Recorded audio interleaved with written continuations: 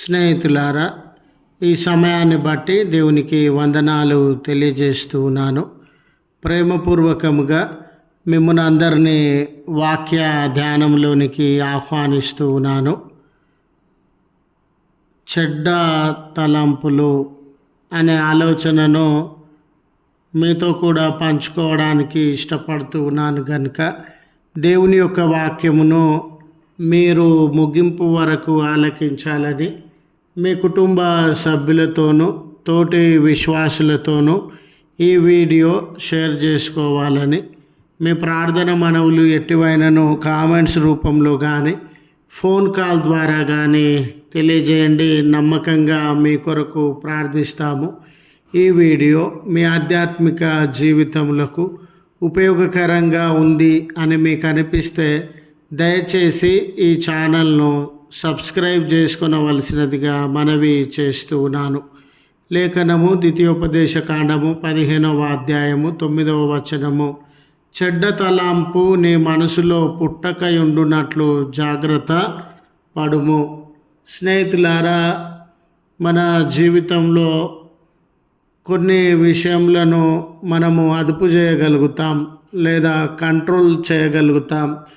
మన ప్రయాణాల విషయం కానివ్వండి, భోజనం విషయం కానివ్వండి, డబ్బు ఖర్చు చేసే విషయం కానీ, అలవాట్ల విషయం కానీ, ఇలా కొన్ని విషయాలను మనము కంట్రోల్ చేయగలుగుతాం. అయితే మన మనసులో పుట్టేటటువంటి ఆలోచనలు, మన మనసులో పుట్టేటటువంటి తలాంపులను మనం కంట్రోల్ చేయడం అనేది కష్టసాధ్యమైనటువంటి విషయం. మనము ఊరికే ఉన్నా, మరి విశ్రాంతి తీసుకునేటటువంటి వారంగా ఉన్న, ప్రజల మధ్య ఉన్న, ఏదైనా విషయాన్ని గురించి ఇతరులతో చర్చిస్తూ ఉన్నా మన మనసులో ఎన్నో రకములైన ఆలోచనలు ఉద్భవించడాన్ని మనము గమనిస్తాం. మనసు ఎప్పుడు ఊరికే ఉండేదండి. ఎన్నో ఆలోచనలతో నింపబడినటువంటిదిగా మనము గమనించగలుగుతాం. అయితే ఈ ఆలోచనలు మంచి ఆలోచనలు ఉండవచ్చు, చెడు ఆలోచనలు ఉండవచ్చు, ప్రయోజనకరమైన ఆలోచనలు ఉండవచ్చు, కీడు ప్రమాదానికి సంబంధించినటువంటి ఆలోచనలు ఉండవచ్చు. ఇలాంటి తరుణంలో విశ్వాసులందరికీ, మానవులందరికీ ఇవ్వబడుతూ ఉన్న హెచ్చరిక లేక సలహా ఏమిటంటే, మీ మనసులో చెడు తలాంపు పుట్టకుండునట్లు, చెడు తలాంపులు మీ హృదయంలో పుట్టకుండునట్లు మీరు జాగ్రత్త పడండి. చూడండి, ఒక ఆలోచన మన హృదయంలో రాగానే ఇది మంచిగా చెడా, ఇది దైవికమైనదేనా, ఇది లోక సంబంధమైనదేనా, ఈ ఆలోచన వలన నాకు నష్టం కలుగుతూ ఉందా లేదా నా పొరుగున ఉన్న ప్రజలకు నష్టం కలుగుతూ ఉందా అని మనము వెనక ముందు యోచించగలిగినటువంటి వారంగా ఉండాలి. మనిషి అంటే ఎవరు? మనిషి అంటే ఏమిటి? మానవుణ్ణి మనము ఏ రీతిగా అర్థం చేసుకోగలమనంటే, స్నేహితులారా, ఒక మనిషి యొక్క ఆలోచననే ఆ మనిషి. అతడు ఎటువంటి ఆలోచనలు కలిగి ఉన్నాడో దానినే మనిషిగా మనము అర్థము చేసుకోవచ్చు. మంచి ఆలోచనలు కలిగినటువంటి వ్యక్తిగా ఉంటే మంచి మనిషిగా మనం అర్థం చేసుకోవచ్చు. చెడు ఆలోచనలు కలిగినటువంటి వ్యక్తిగా మనం ఉంటే చెడ్డ మనిషిగా మనము అర్థము చేసుకోవచ్చు. మన ఆలోచననే మన భవిష్యత్తు, మన ఆలోచననే మనం గనుక ఎటువంటి మంచి ఆలోచన కలిగి ఉంటే మంచి జీవితాన్ని, చెడు ఆలోచన కలిగి ఉంటే చెడు జీవితాన్ని మనము అనుభవిస్తూ ఉన్నాము, ఆచరిస్తూ ఉన్నాము. కనుక మన ఆలోచన విషయంలో మనం జాగ్రత్త కలిగినటువంటి వారంగా ఉండాలి. అందుకే నీ హృదయం విషయంలో జాగ్రత్తగా ఉండు, లేక నీ క్రియల విషయంలో జాగ్రత్తగా ఉండు. నీ ఆలోచనల విషయంలో జాగ్రత్తగా ఉండు. నీ హృదయాన్ని పవిత్రమైనటువంటిదిగా, నీ హృదయాన్ని దైవికమైనటువంటిదిగా, ఆధ్యాత్మిక పరమైనటువంటిదిగా నీవు ఉంచుకోవడానికి జాగ్రత్త వహించు అనే సూచనలను దేవుని యొక్క వాక్యమునందు మనము గమనించగలుగుతాం.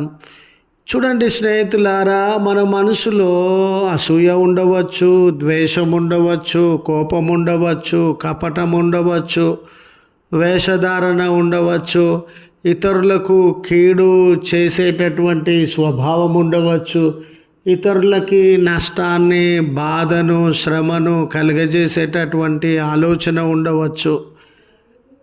అలాగునే ఈ మనసులో ప్రేమ, అనురాగము, దేవుని యొక్క గుణగణాలు, భక్తి, విశ్వాసము, కరుణ, జాలి కలిగినటువంటి వారంగా ఉండవచ్చు. ఈ హృదయంలో ఎటువంటి ఆలోచనలను మనము కలిగి ఉన్నాము అనే ప్రశ్న వేసుకొనుచు మన ఆలోచన విధానము మంచి ఆలోచన విధానంగా ఉండాలి అనే సూచన దేవుడు మనకు అందించేటటువంటి వాడుగా ఉన్నాడు. చిన్న చిన్న విషయాలకి కూడా మనసులో చెడు ఆలోచనలను, పగ, ద్వేషములను ప్రదర్శించేటటువంటి వ్యక్తుల జీవితములను మనము గమనించగలుగుతాం. కయీను, హేబేలు విషయంలో హేబేలు ఏ తప్పిదం కానీ, ఏ నష్టం కానీ, ఏ కష్టం కానీ, ఏ ఇబ్బంది కానీ కయీనునకు చేసినటువంటి వాడు కాదు. అయినా హేబేలు పట్ల ఈర్ష, ద్వేషమును కలిగిన వ్యక్తిగా కయీను గారిని మనము గమనించగలుగుతాం.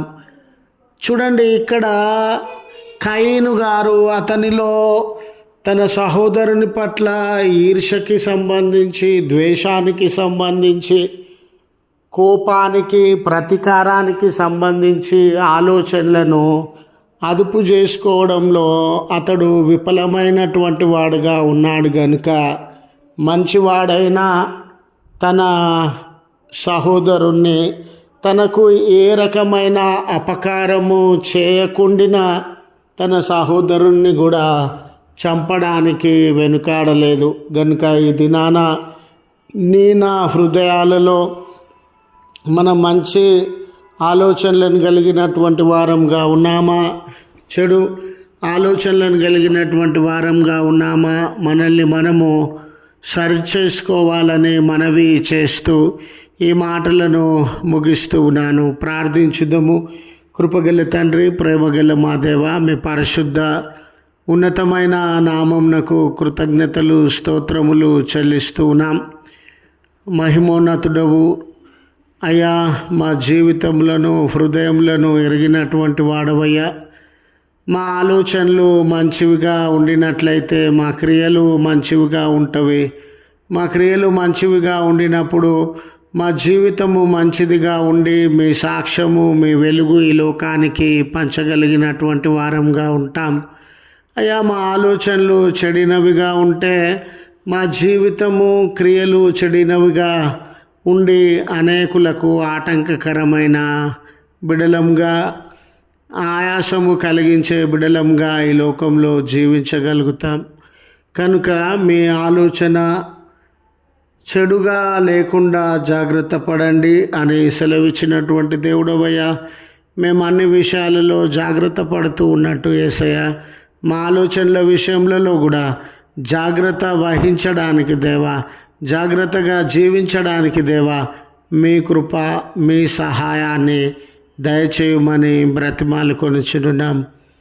దయగలిగినటువంటి దేవా, ఈ ప్రార్థనలో ఏకీభవించుచూ ఉన్నా నీ ప్రియబిడ్డలను అందరినీ యేసయ్య మీరు కనికరించండి. యేసయ్య, మీ ప్రియబిడ్డలందరి జీవితాలలో యేసయ్య మీరు కృప చూపించండి. యేసయ్య, వారి అవసరతలను అన్నిటినీ మీరు తీర్చండి అయ్యా. వారి భారంలో నుండి విముక్తి దయచేయండి అయ్యా.